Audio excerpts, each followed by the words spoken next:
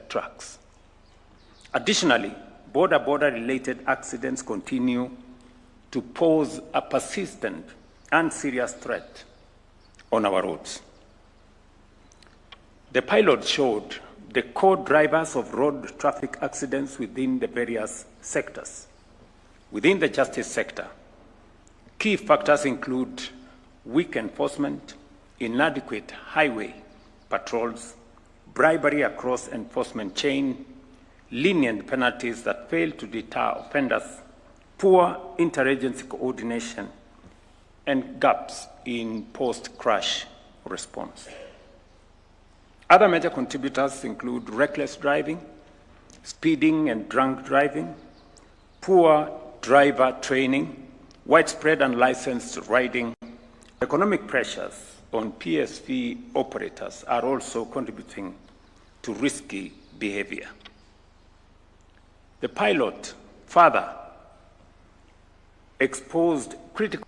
These include persistent corruption and roadside bribery, delays in investigations and prosecutions, weak evidence management systems, digital gaps, inconsistent fines, absence of traffic-specific sentencing guidelines, limited capacity of the workforce, funding constraints, and weak enforcement of notices to attend courts. Operational challenges were also evident. Virtual courts achieved only 25% success rate due to connectivity and power limitations. Budget constraints affected the rollout of mobile courts. Case processing delays were noted between arrest and registration at the Office of the Director of Public Prosecutions. In some instances, agencies continued to operate in silos while public compliance with traffic rules remained low. Ladies and gentlemen, to decisively confront these challenges, the report sets out a comprehensive package of reforms that we must urgently give priority to stem the continued loss of life and injuries in our roads. First, on legal and policy reform, the report proposes that we amend the Traffic Act to respond to emerging risks. Key measures include the introduction of instant fines and a demerit point system for driving licenses, the standardization of driver training and licensing, and the fast-tracking of the National Council of Administration of Justice Bill. I think that's what the Chief Justice was saying, that it's now time that we have the NCAJ with its own statute that would help us coordinate better the actions of the different actors in this space. Second, on digital transformation, the report recommends the establishment of an integrated e-transport and traffic case management system linking all relevant agencies. It also calls for the scaling up of automated ticketing, expanded deployment of CCTV and speed cameras, and the creation of a secure digital evidence management framework. Third, on police and integrity reforms, the report recommends the deployment of body-worn cameras for traffic officers, strengthened continuous vetting and integrity testing, enhanced anti-bribery mechanisms, and improved welfare, supervision, and working conditions for enforcement officers. Priority actions for non-justice sector agencies include fast-tracking the identification of black spots, particularly along the Northern Corridor and the Mombasa-Nairobi Highway. The report further calls for the adoption of safety by design principles in all new road projects and the expansion of pedestrian walkways, crossings, and dual carriageways. On vehicle and drivers, I note the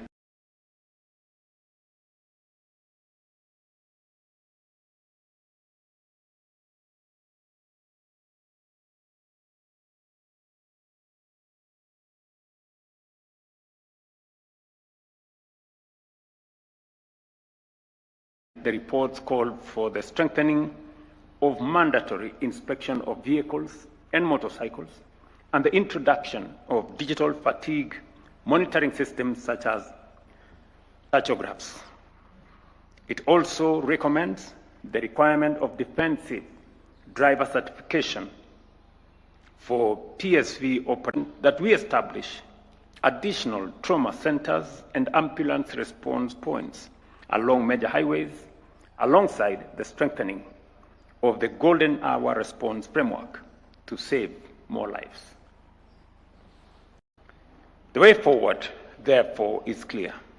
Sustained high-level political leadership is indispensable. Road safety must be pursued through a whole-of-government and a whole-of-society approach. Dedicated financing mechanisms, including the operationalization of the National Road Safety Fund, must now be prioritized. As a country, we have made an important step through coordinated enforcement and traffic codes. However, rising fatalities, systemic corruption risks, infrastructure gaps, and weak digital integration make it clear that road safety reform must now move from pilot phase to full national transformation. And while at it, I listened very carefully to the report that was made by the Chief Justice. And there are 2 or 3 fundamental things that come to my mind. To cut down on all the things that we have said, from weak enforcement, to bribery, to court attendance, to backlog in our courts, I agree with the report and with the Chief Justice that some of these traffic offenses need to be moved to the realm of administrative interventions.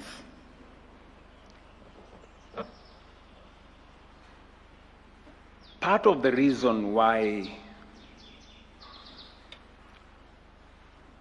it's easy to pay a bribe rather than go to court is because it takes so long to pay a legitimate fine, and therefore it encourages more people to instead pay the bribe. And therefore, we must make it much more painful to pay the bribe and make it much more easy to pay the legal fine. It is our responsibility.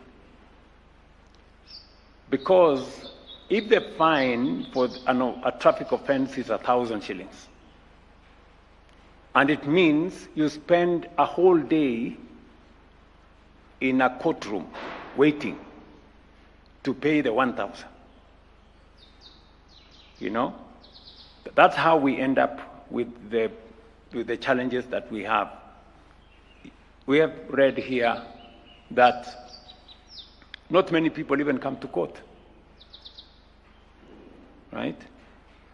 And the IG will tell you he has a long list of people who want to join the traffic department. Not because they are hard-working officers who want to assist us in any manner, but because of what is going on there. So I think we just must call it what it is. I have always wondered why we have taken forever Davis, the Ministry of Transport, and team, why don't we enforce the instant fines program? Why haven't we rolled out the cameras on our roads? You know, it is just as simple as that. We have a new guy at NTSA. I hope he's here. Yes, we have this new guy at NTSA. It is my position, Waziri, that within the shortest time possible, let us roll out the cameras. We've been discussing this forever. You know? When can we have the cameras on the roads, Davis?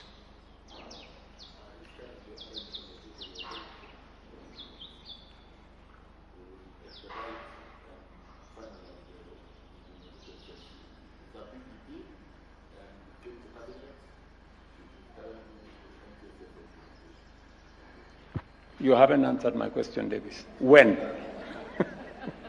When? Let's cut it to the chase. Because of the investors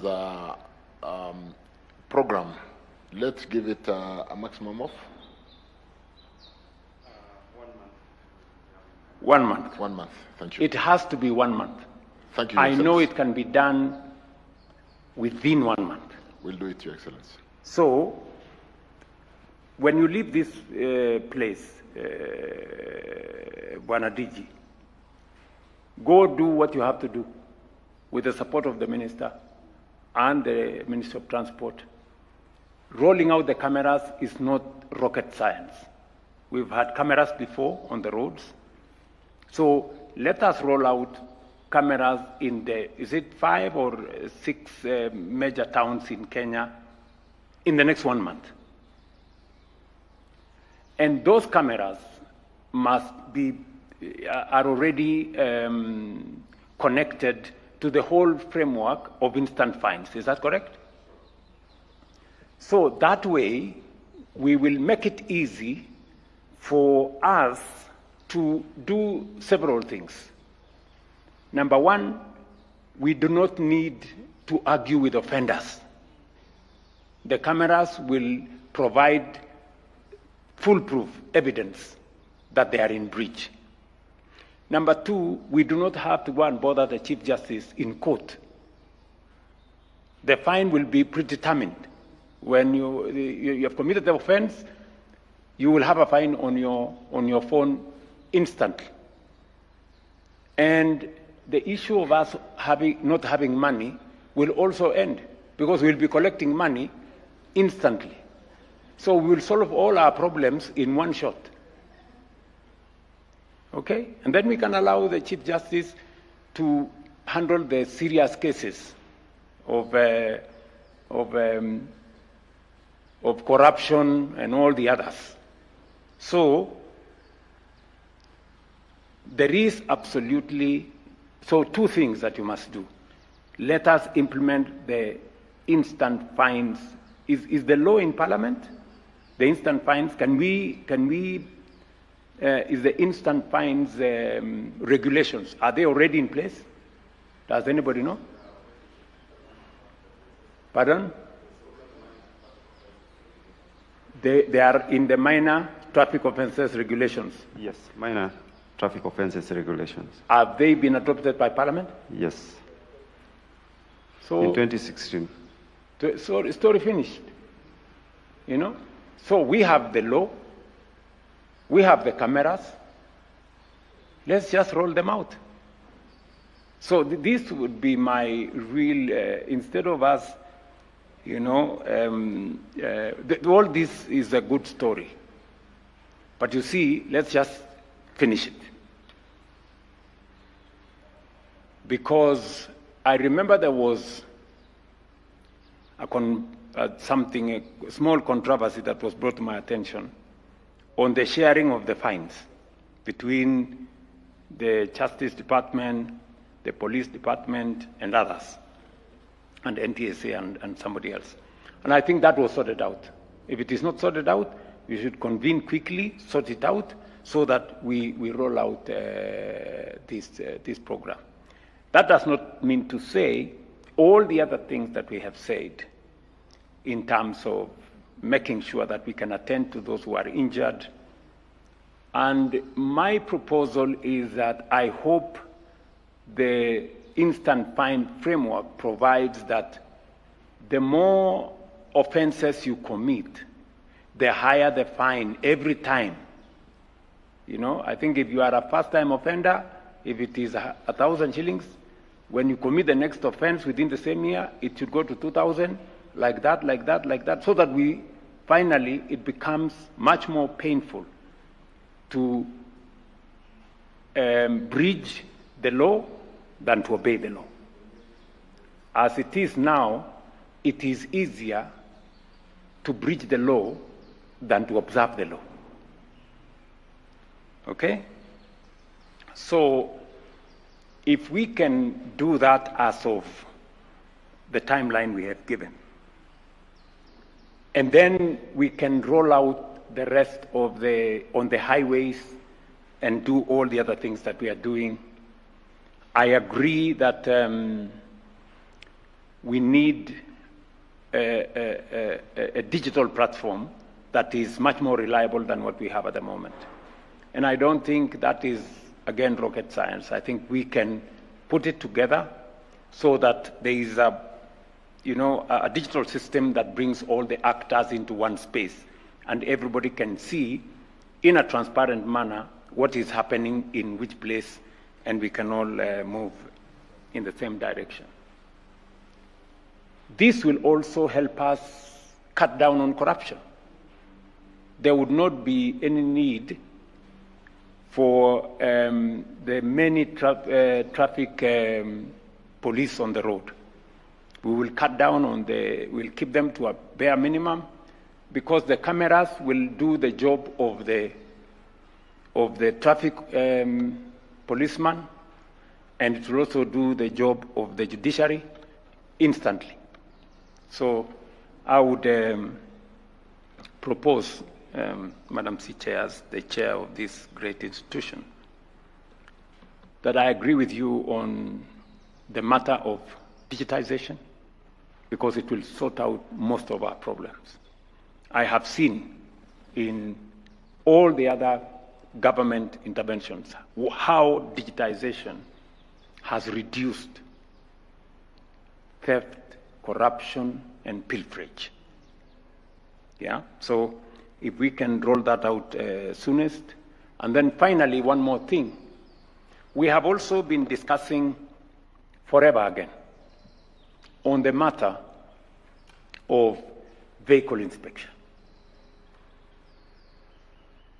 You know, there needs to be a devolved traffic inspection mechanism that is simplified. I think NTSA again has been going back and forth on this matter. I want the Ministry of Transport, Waziri, you provide guidance on what needs to be done. In this era of digitization, working with the private sector, it should become a lot more easy for us to devolve that function, because it is a revenue earning function. Therefore, a private-public partnership is the simplest, most efficient way of going in terms of vehicle inspection. Do you have a timeline?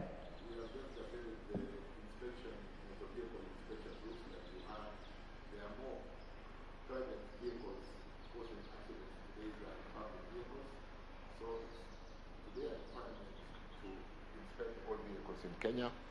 I'll shortly be addressing the media on the new regulations that we've just published and on the PPP framework for inspection of motor vehicles. Rather than spend some 12 billion, Bwana PS, we are working on PPP framework to get the private sector to come in. Absolutely. Thank you. Why are we looking for 12 billion shillings to inspect vehicles using government money, when the private sector can do it and give us revenue. That's PS. You know, I told you this before. So again, Davis, so have the regulations been done? 2 weeks ago, I published the regulations. So they've not gone through Parliament? For inspection of motor vehicles, all motor vehicles, not just public all of them. vehicles. Yes. We publish regulation for drunken driving, and we publish regulation for use and order of using school vehicles so that we don't impair and interfere or cause harm to our children. Thank you. So the regulations you have published will also take us all the way to getting a public-private engagement towards the inspection of both public and private vehicles. Is that correct? That will be the only way to do, Your Excellency, because then motor vehicles have to be inspected in probably all the counties out there. They don't have to go to designated inspection centers. Yes. And because inspection of through PPP is a bankable business, correct, the private sector is willing to invest in that space. Correct. And we have so many people who are willing to work with government on motor vehicle inspection, you know, in a structured manner that makes sure that we are certain of the roadworthiness of every vehicle on the road, but without costing the public any money to do that exercise. That exercise can be done in different places by the private sector on revenue, and in the process we will also get some money to do all these other things we want to do. Is that correct? One more question. When? Because we've done the gazettement, Your Excellency, allow us to roll out the PPP framework for the private sector to develop. We are working very closely also with NTSA to set the threshold on who will be licensed and the rules to inspect vehicles. I'm told 1st of July. 1st of July. 1st of July. Yes.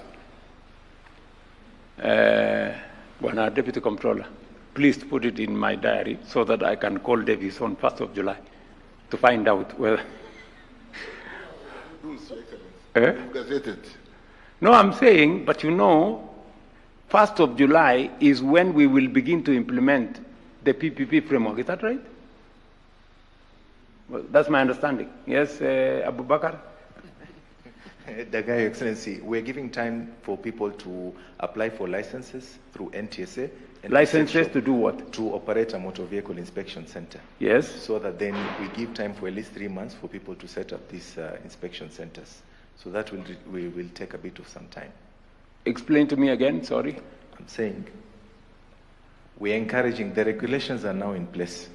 So we are going to license private actors to get this license through NTSA, depending on the zoning that they will be operating.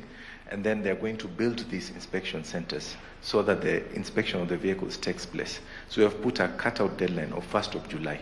By 1st of July, what will have happened? Vehicles will be being inspected. That's exactly what I was saying. Yes. So between now and 1st of July, you do everything else. So on 1st of July, there will be a place for every motor vehicle to be inspected. The same for the use of telematics, for commercial service vehicles and school transportation. So 1st of July. Correct, Your Excellency. So there is no variation, it's still 1st of July. Okay? So, okay. Just those two, those two will reduce the problem we have here by 70%. Just those two things we do.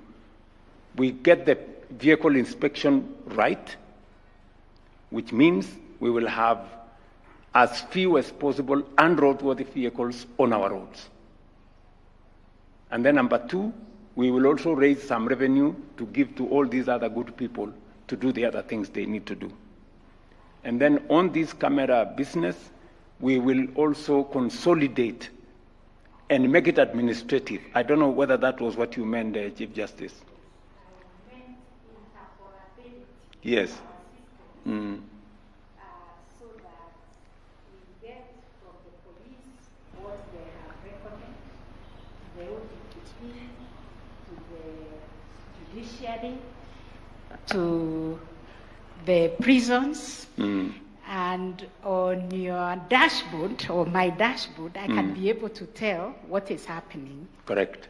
Because of that system which is integrated. Yes. Yes. So that's one. That the integration of the system is very good. Yes. What I was saying is, if we zero in on the space on instant fines, yeah? Yes. It means the need to take this person who has committed a traffic offense, maybe he has jumped the lights or he has caused an obstruction, the need to drag that person to court is no longer there. Because we have categorized the offenses, the Yes. administrative offenses. Yes. That are now instant fines. Yes. They are no longer criminal. Yeah. They are no longer police, and court. judiciary, DPP. Correct. We are only left with the serious ones. Correct. Causing death. Yes. And other serious traffic offenses. So we are dividing the administrative. Correct. And the administrative, if you look at the statistics, Your Excellency, are the majority. They are the majority. Actually, 70%, yes, are the administrative traffic offenses. And they are the ones jamming our courts. Yes, because even the road congestion and everything. Yeah. Yes. So, Davis, you don't need any other persuasion that we will solve this problem. The answer to this problem, 70%, is sitting with you. So within a month, we do the instant fines. And then we do the cameras. And then the instant fines immediately. Okay? Within, because I have seen the pilot. The pilot have been done. All right? It was done. So, and very successful. You know, and we will raise a lot of money. Yeah. So you'll have a lot of money, Chief Justice, when when we just need to get the ministry to sort. So 70% of this big problem we are trying to solve here can be sorted out with just two interventions: instant fines and vehicle inspection. Things within our purview and our reach in months. So I am suggesting that we then have maybe a conversation around July at the NCAJ level, and maybe 2 months later we can reconvene again and see where this has reached. I think let me leave it there and say congratulations to all of you. I want to appreciate all the actors. I know a lot of work has gone into this, many hours of thinking and working together and creating synergy. And as I said, the template that you have established as a result of what was carried out as a pilot in the festive season of 2025 is a good template for us to use going into the future to solve now the balance of the 30% of the problem once we sort out the 70% with these two interventions. Asanteni sana, God bless you, and see you soon.